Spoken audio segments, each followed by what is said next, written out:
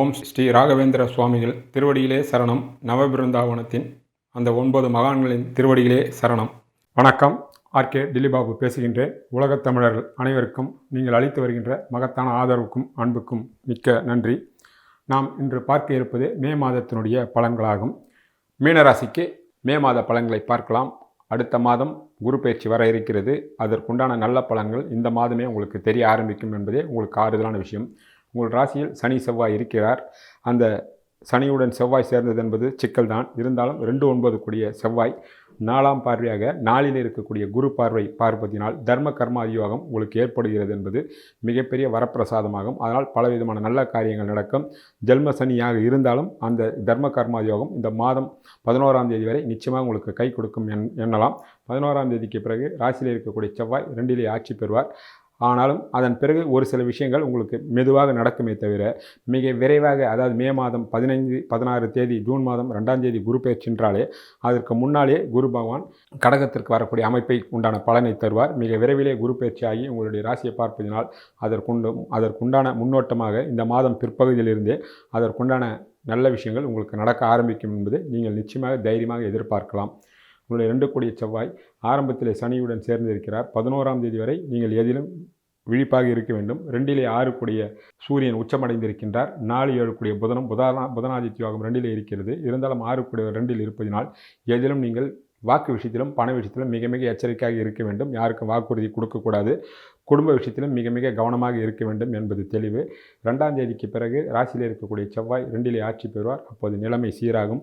பொருளாதார மேம்பாடு, குடும்பத்தில் சந்தோஷம், குடும்பத்திற்கு தேவையான அளவுக்கு வருமானம், கடன் வாங்கக்கூடிய சூழ்நிலைகள் இருந்தாலும் கேட்ட இடத்திலும் நியாயமான வட்டிக்கு பணம் கொடுக்கக்கூடிய வாய்ப்புகளும் வரும். சொந்த ஜாதகத்தில் வேறொரு லக்னமாக இருந்து சாதகமான தசாபுத்தி நடந்தால் பெரிய அளவிலே பணம் வரக்கூடிய வாய்ப்புகளும் பலருக்கு கிடைக்கும். ஆக 11ஆம் தேதிக்கு பிறகு உங்களுடைய பொருளாதார முன்னேற்றமும் குடும்ப சூழ்நிலையும் உங்களுடைய சொல்லுக்கு ஒரு மரியாதை வரக்கூடிய வாய்ப்புகளும் கட்டாயம் உண்டாகும்.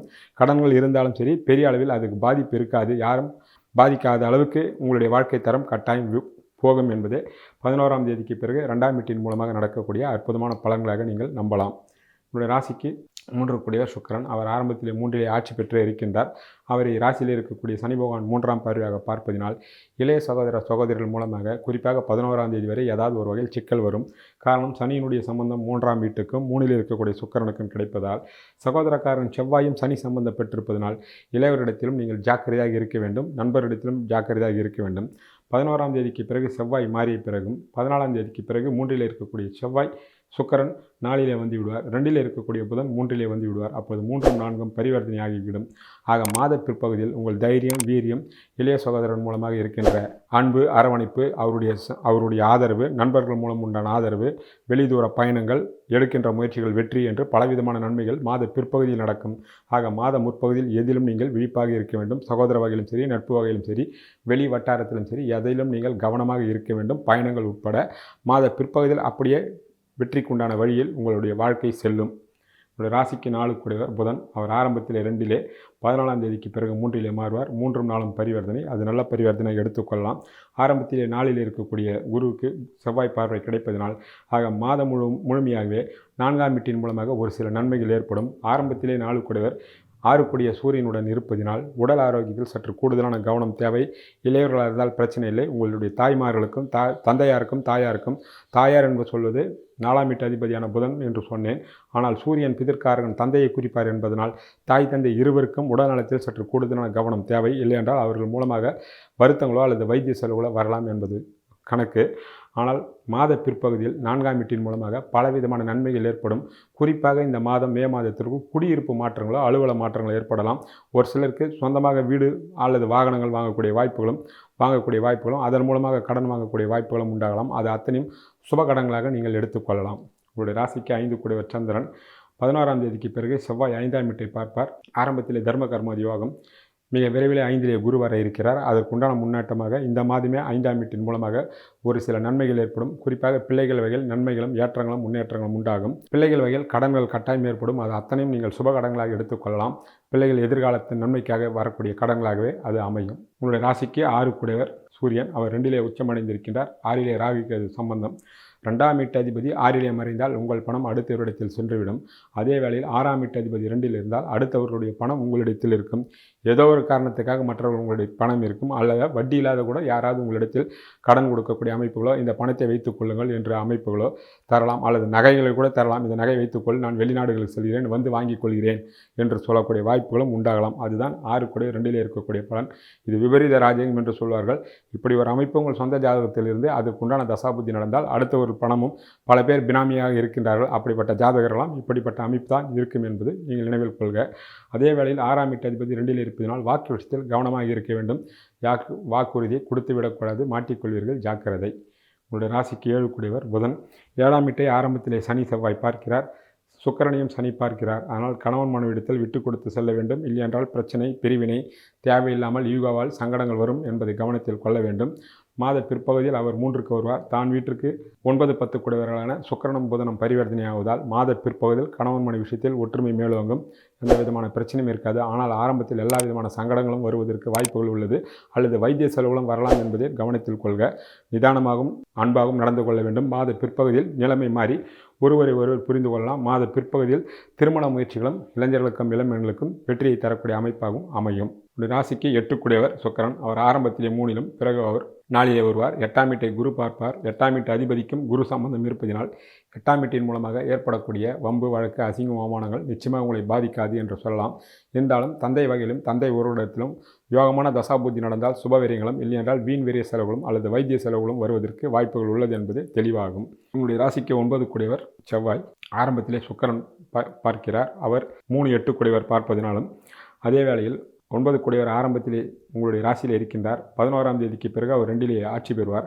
அப்போது 9ஆம் வீட்டு அதிபதி தனக்கு 6லே இருந்தாலும் ஆட்சி பெற்றிருக்கின்ற காரணத்தினாலும் மாத பிற்பகுதியில் சூரியனும் புதனும் சேர்ந்து 9ஆம் வீட்டை பார்ப்பதனால் தந்தையாலும் தந்தை உறவுகளாலும் சுபவிரயங்கள் வந்தாலும் 9ஆம் வீட்டு அதிபதி ஆட்சியில் இருப்பதனால் எதிர்பாராத தனப்பிராப்தி, ஒரு சில அதிர்ஷ்டங்கள், தெய்வ கடாட்சம் என்று பலவிதமான நன்மைகள் வருவதற்கு வாய்ப்புகள் உள்ளது. இருந்தாலும் தந்தையினுடைய விஷயத்திலும் தந்தை உறவுகள் விஷயத்திலும் உடன்பிறப்புகள் விஷயத்திலும் நீங்கள் விட்டு கொடுத்து தான் செல்ல வேண்டும். இல்லை என்றால் ஒரு சில சங்கடங்கள் வரும், அல்லது எதுவுமே இல்லை என்றால் வைத்திய செலவுகளோ அல்லது உங்களிடம் கைமாத்தாக பணம் வாங்கக்கூடிய விஷயங்களோ அல்லது சொத்து சுகங்களை, சண்டை சச்சரவு போன்ற விஷயங்களோ வரலாம். எதிலும் நீங்கள் விட்டு கொடுத்து சென்றால்தான் அந்த உறவுகளிலிருந்து விரோதம் இல்லாமல் நீங்கள் தப்பித்துக் கொள்ளலாம். ஆனால் தனப்பிராப்தி விஷயத்திலும் குடும்ப விஷயத்திலும் நல்லதே நடக்கும் என்பதை நீங்கள் எதிர்பார்க்கலாம். இந்த ஜென்ம சனியிலும் 2 கூடியவர் ஆட்சி பெற்றிருப்பதால் பண விஷயத்திலும் அவர் 9க்கும் அதிபதி என்பதால் பாக்கியங்களும் குடும்ப விஷயத்திலும் ஒரு சில சந்தோஷகரமான நிகழ்வுகள் நடப்பதற்கு கூடுதலான வாய்ப்புகளே உண்டாகும். உங்களுடைய ராசிக்கு 10 கூடியவர் குரு பகவான். அவர் 4லிருந்து நேரடியாக 10ஆம் வீட்டை பார்ப்பதனால் தொழில்துறையில் எந்த பங்கமும் இருக்காது. அதே வேளையில் ஆரம்பத்தில் தர்ம கர்மாதி யோகம் ஏற்படுவதால் 10ஆம் வீட்டிற்கு நேரடியாக கிடைப்பதினால் 10ஆம் வீடு வலிமை அடைகிறது. ஆனால் பணியில் இருப்பவர்களுக்கு வேலை பலுச்சுமை அதிகமாக இருக்கும். தேவையில்லாமல் அவப்பெயர்களும் வரலாம். ஏனால் ராசியில் இருக்கக்கூடிய சனியும் 10ஆம் வீட்டை பார்க்கிறார். ஆனால் எதிலும் நீங்கள் விழிப்பாக இருக்க வேண்டும். உடல் நலத்தில் கூடுதலான அக்கறை செலுத்த வேண்டும். கடமையை தவறாமல் நீங்கள் இருந்தால் எந்த விதமான சங்கடம் இருக்காது. வேறு ஏதாவது கடமை தவறினால் இந்த காலகட்டத்தில் தேவையில்லாமல் அவப்பெயரும் சங்கடங்களும், ஒரு சிலர் சங்கடத்தின் மூலமாக தண்டனையும் வருவதற்கு வாய்ப்புகள் உள்ளது என்பது மிக மிக கவனமாக இருக்க வேண்டும். தொழிலதிபர்களும் உங்களுடைய எந்த பெரிய தொழிலதிபர்கள் முதல் சிறிய தொழிலதிபர்கள் வரை, மீன ராசிக்காரர்களோ மீன லக்னத்துக்காரர்களோ தொழிலில் முழு கவனம் நேரடியாக நீங்கள் செயல்பட வேண்டும். இல்லை என்றால் பல சில தவறுகள் நடப்பதற்கு வாய்ப்புகள் உள்ளது என்பதையும் நீங்கள் கவனத்தில் கொள்ள வேண்டிய விஷயங்களாகும்.